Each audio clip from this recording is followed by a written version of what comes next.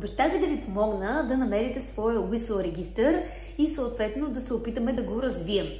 Това става като първо, естествено, трябва да направите няколко дихателни упражнения. След това ще направим малко бръмчене. Ще започна от head voice, но ако усетите, че ви стяга и имате някакво напрежение, спрете. Нека да пробваме.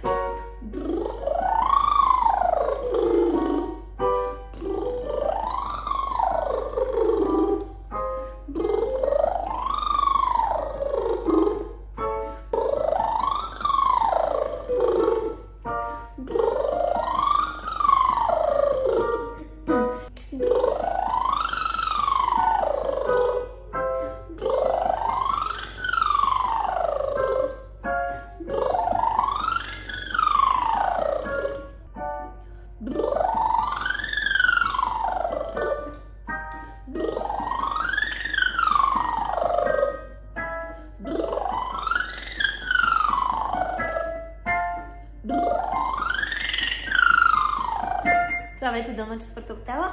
Ако можете и се справяте, правете го с мен. Ако усетите някакво напрежение, спрете и се консултирайте с педагог.